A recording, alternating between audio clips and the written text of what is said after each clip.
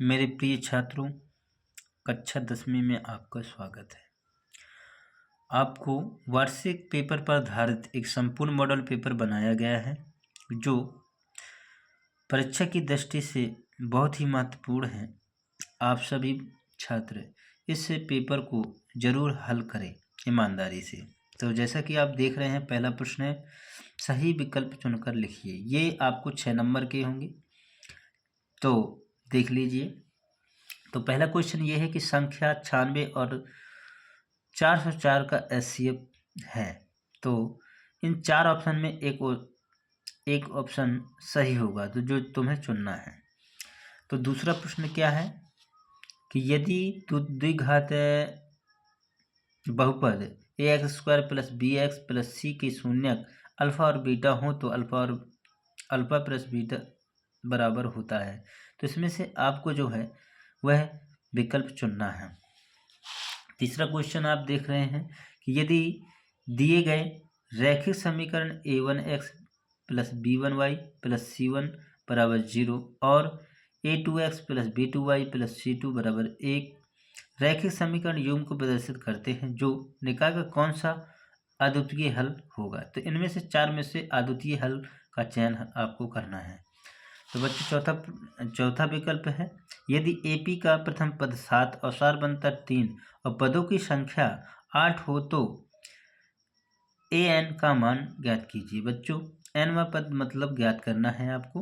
an वाला सूत्र लगाकर पता कर लेना है कि इनमें से कौन सा an का मान है। तो बच्चों पांचवा विकल्प है, p के जो मान दिए निर्देशांक x1 और y1 और q के हैं x2 और y2 के बीच की दूरी पता करना है, जैसा कि आप सब पढ़ चुके हैं। छठवां प्रश्न है, यदि एक बिंदु P से O केंद्र वाले किसी वृत्त पर PA PB स्पर्श रेखाएं परस्पर 80 के कोण पर झुकी हो तो APOA का बराबर क्या होगा। यह आपको पता करना है 4 ऑप्शन में से। तो बच्चों ये विकल्प क्वेश्चन हो जाते हैं। इसके बाद आता है प्रश्न क्रमांक 2, खाली स्थान भरिए। 6 - √2 एक खाली स्थान संख्या है, ये आपको पढ़ना है।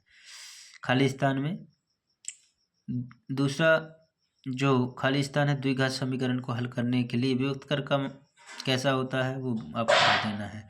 तीसरा जो है, सभी खाली स्थान त्रिभुज समरूप होते हैं, जो भी समरूप होते हैं त्रिभुज उसका नाम लिख देना है।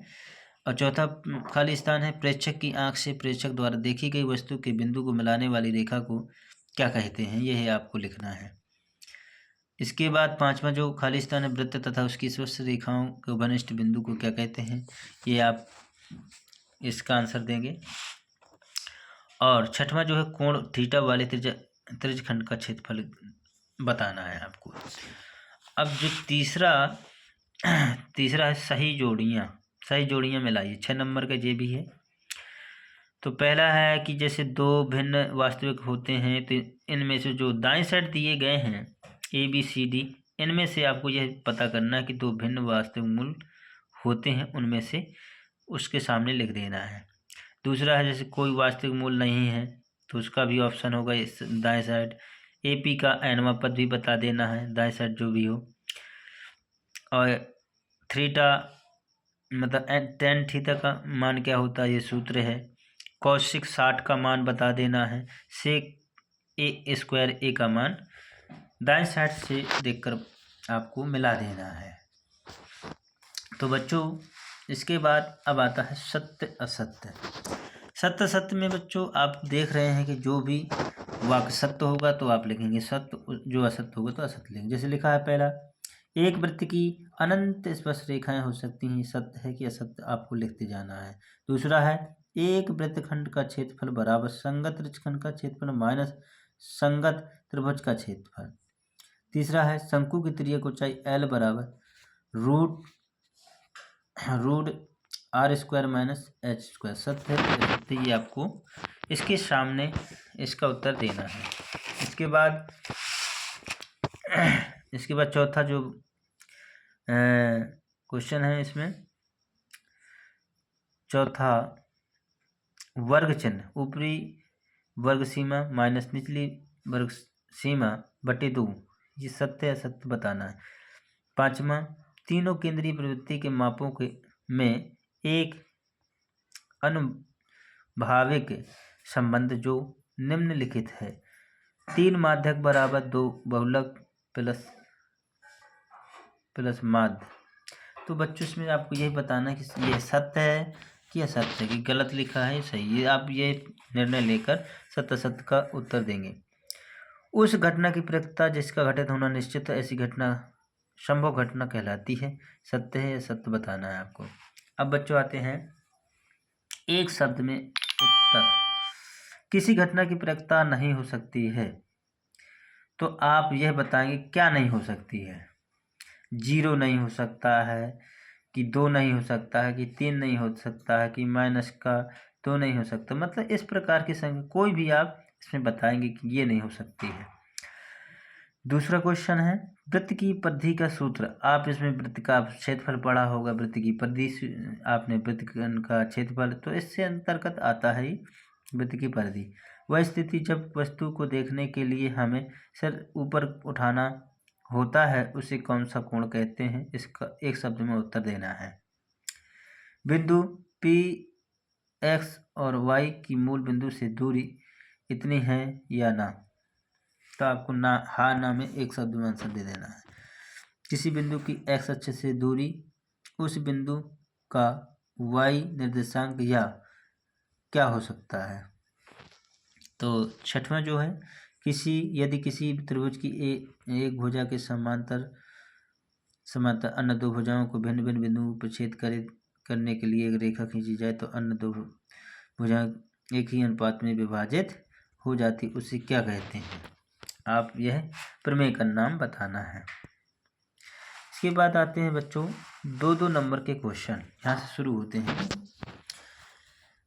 छठवां है संख्या 74-29 को अभाज्य गुणनखंड के गुणनफल के रूप में व्यक्त कीजिए, या आप कर सकते हैं अथवा का कर सकते हैं, सिद्ध कीजिए कि √3 एक अपरमेय संख्या है। तो इसके बाद 7वां क्वेश्चन है। 7वां क्वेश्चन यह है कि अच्छी प्रकार से फीटी गई बामन पत्तों को एक गड्डी में से एक पत्ता निकाला जाता है, तो इसकी प्रकृति परिकलित कीजिए, मतलब ज्ञात कीजिए कि यह पत्ता एक इक्का होगा या एक इक्का नहीं होगा, कि प्रकृति आपको ज्ञात करना है। अथवा या P बराबर 0.05 है तो P नहीं की प्रकृति आपको बता देना है। तो 8वां जो क्वेश्चन है आपका 2 नंबर का, वो एक थैले में 3 लाल है,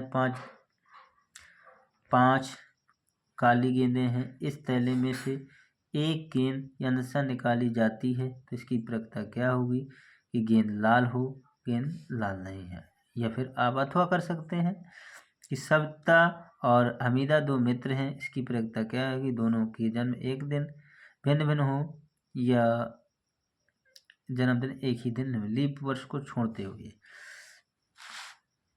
9वां क्वेश्चन है यदि sin A बराबर 3/4 हो तो cos और tan का मान परिकलित कीजिए।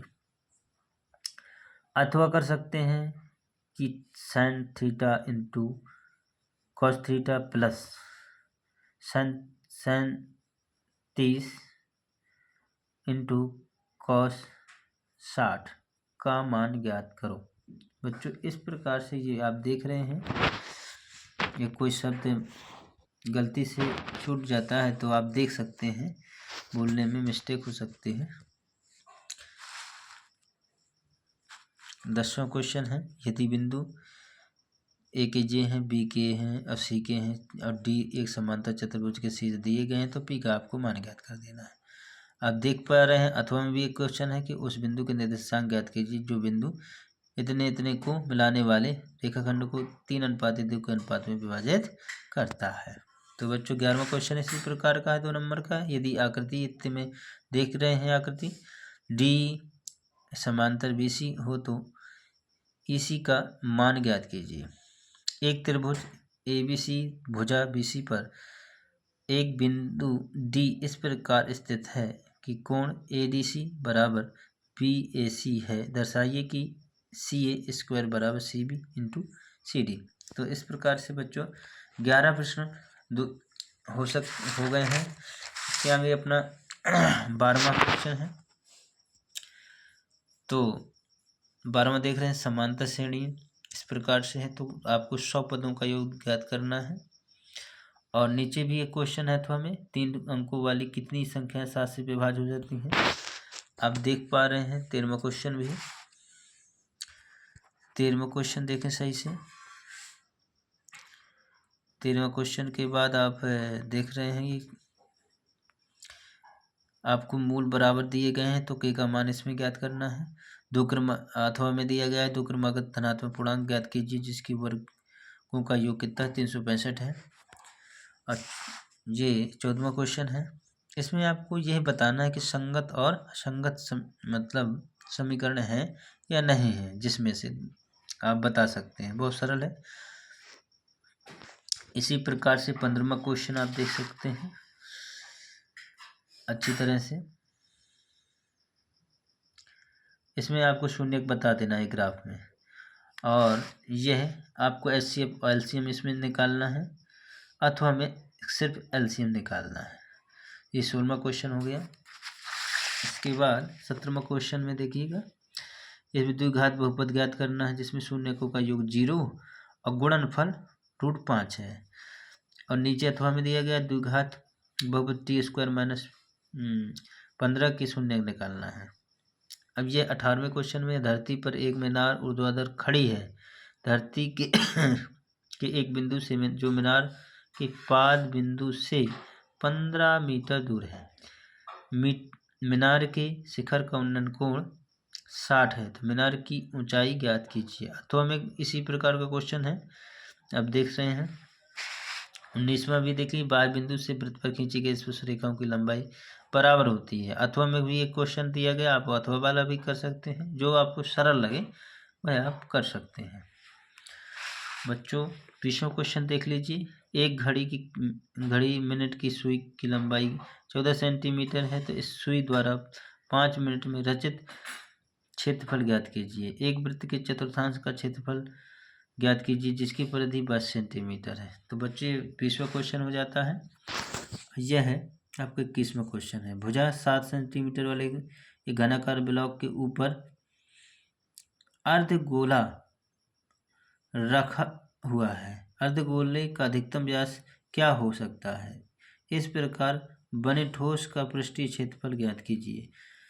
अथवा में एक भी क्वेश्चन दिया गया, दो घनों जिनमें से प्रत्येक का आयतन 64 सेंटीमीटर घन है के संलग्न फलकों को मिलाकर एक ठोस बनाया गया है जिससे प्राप्त घनाभ का पृष्ठीय क्षेत्रफल ज्ञात कीजिए। तो बच्चों इस प्रकार से 21 प्रश्न हो चुके हैं, और ये 3-3 नंबर के कुछ क्वेश्चन थे पहले। अब आपके 4-4 नंबर के कुछ क्वेश्चन हैं। तो आप देख रहे हैं ये 22वां क्वेश्चन है, ये सांख्यिकी से संबंधित है। आप अच्छी तरह से इसको देख लीजिए। 300 इतना है, कोई दिक्कत ना हो, ताकि दिखने में कोई दिक्कत ना हो, जब तक आप अच्छी तरह से लगा सकते हैं। और ये भी क्वेश्चन एक है जो 4 नंबर का है। तो बच्चों इस प्रश्न को अच्छी तरह से आप हल करिए और अपनी परीक्षा का टेस्ट करिए, अपनी योग्यता का टेस्ट करिए। धन्यवाद।